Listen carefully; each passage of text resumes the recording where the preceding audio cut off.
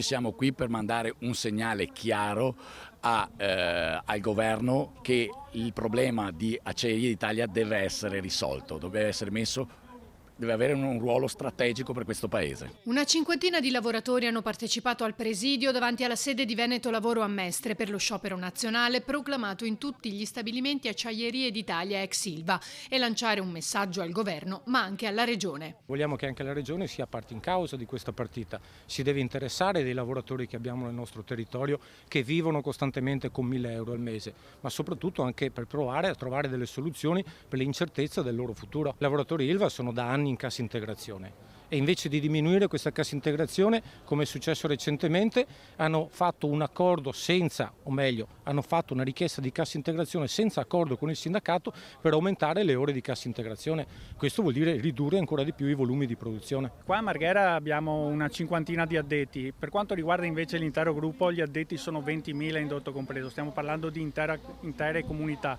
Noi chiediamo che ci sia un intervento dello Stato, questa azienda deve avere finalmente un futuro e a queste famiglie bisogna dare delle risposte. Sono 13 anni che passiamo amministrazioni straordinarie e commissariamenti, serve che ci sia un intervento dello Stato, un intervento decisivo. I sindacati hanno poi incontrato l'assessore regionale al lavoro Valeria Mantovan che si è impegnata nel sottoporre la questione dell'Ilva veneziana al governo.